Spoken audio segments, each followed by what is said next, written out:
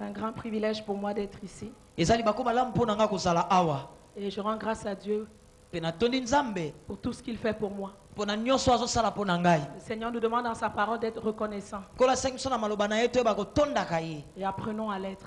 Et Dieu sera glorifié. Luc chapitre 13, verset 10. Jésus enseignait dans une des synagogues le jour du sabbat. Et voici, il y avait là une femme possédée d'un esprit qui la rendait infirme depuis 18 ans. Elle était courbée et ne pouvait pas du tout se redresser. Lorsqu'il la vit, Jésus lui adressa la parole et lui dit: Femme, tu es délivrée de ton infirmité. Et il lui imposa les mains. Et à l'instant, elle se redressa et glorifia Dieu. Verset 16. Et cette femme, qui est une fille d'Abraham, et que Satan tenait liée depuis 18 ans, ne fallait-il pas la délivrer de cette chaîne le jour du sabbat? Allons dans Jean chapitre 5. Après cela, il y a eu une fête des Juifs et Jésus monta à Jérusalem. Or, à Jérusalem, près de la porte des brebis, il y a une piscine qui s'appelle en hébreu Bethesda et qui a 5 portiques.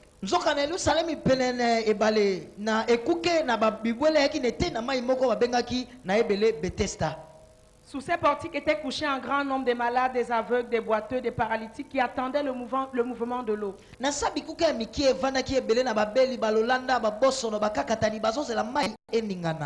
Car un ange descendait de temps en temps dans la piscine et agitait l'eau, et celui qui descendait le premier, après que l'eau avait été agitée, était guéri, quelle que fût sa maladie.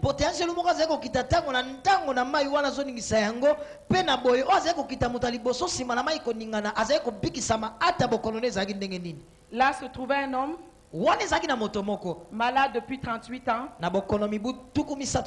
Jésus l'ayant vu coucher et sachant qu'il était malade depuis longtemps, lui dit: veux-tu être guéri? Le malade lui répondit: Seigneur, je n'ai personne pour me jeter dans la piscine quand l'eau est agitée. Pendant que j'y vais, un autre descend avant moi.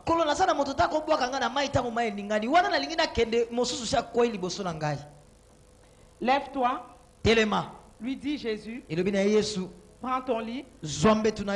Prends ton lit. Prends ton lit. Et marche. Aussitôt, cet homme fut guéri. Il prit son lit et il marcha. Jean chapitre 11.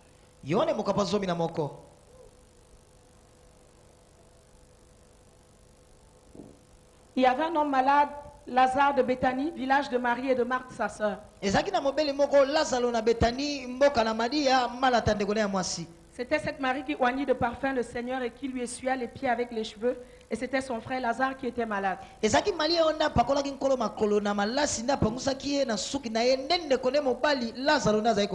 Les sœurs envoyèrent dire à Jésus: voici, celui que tu aimes est malade. Après avoir entendu cela, Jésus dit: cette maladie n'est point à la mort, mais elle est pour la gloire de Dieu, afin que le Fils de Dieu soit glorifié par elle. Lors donc qu'il lui apprit que Lazare était malade, il resta 2 jours encore dans le lieu où il était. Il dit ensuite aux disciples: retournons en Judée. Alléluia. Amen. Bon, je commence à être un peu énervé là. Comment ça se fait que depuis 38 ans,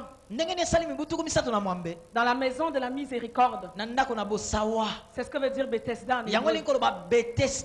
Comment ça se fait que depuis 38 ans, il y a une personne qui est là, totalement handicapée.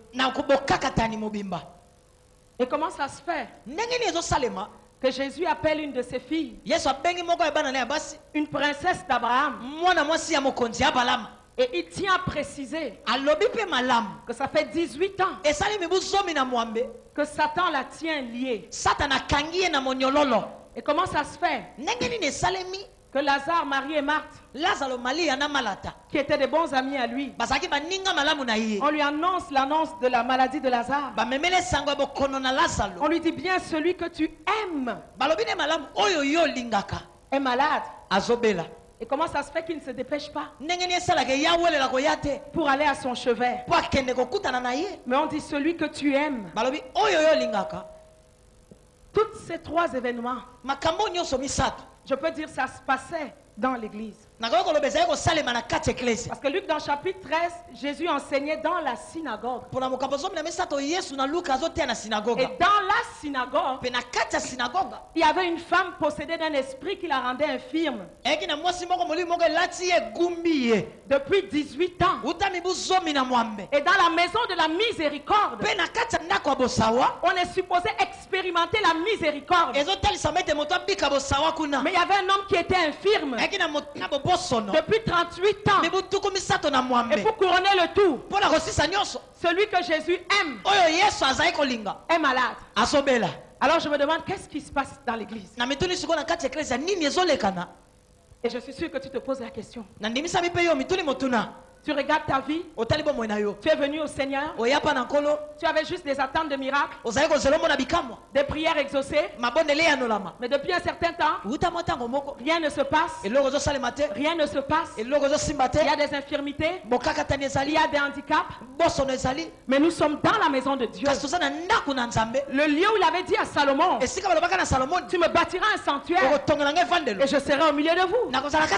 Il a dit, mes yeux seraient toujours posés là. Je serai toujours là pour vous entendre. Mais comment ça se fait encore que dans cette maison de miséricorde, dans cette maison de bonté, nous pouvons encore trouver des cas qui font des années et le Seigneur n'a pas encore agi? C'est Jésus de sa propre bouche qui dit que cette femme était liée depuis 18 ans. Alors je me pose la question de savoir qu'est-ce que lui Jésus faisait depuis 18 ans. Il était la première année, et la deuxième, et la 10e, et la 15e. Pourquoi 18 ans? Et cet homme, où était Jésus? La 10e année, la 20e, la 30e. Pourquoi est-ce qu'il choisit d'apparaître à la 38e année? Est-ce que c'est ton cas ce soir? Est-ce que c'est ton cas ce soir? Si c'est ton cas ce soir, tu es arrivé au bon endroit. Ça se peut que je ne suis pas venu pour toi ce soir. Mais même si je suis venu pour une seule personne, laisse-moi te dire que si tel est ton cas, n'aie pas honte de dire que c'est ton cas. Parce que tu es venu à la bonne place. Tu ne peux pas avoir honte des meurtrissures des Christ. Tu n'as rien prouvé au monde. Les gens pensent que la vraie spiritualité, c'est de montrer aux gens qu'on n'a pas de problème. C'est de montrer aux gens qu'on n'a pas de problème parce que Dieu est avec nous. Mais laisse-moi te dire ce soir que la vraie spiritualité, c'est d'exposer tes problèmes. C'est la gloire de Dieu agir. Et que le monde entier déclare qu'il est Seigneur. Qu'est-ce qu'il faisait depuis 18 ans? Qu'est-ce qu'il faisait depuis 38 ans? Alléluia. Amen.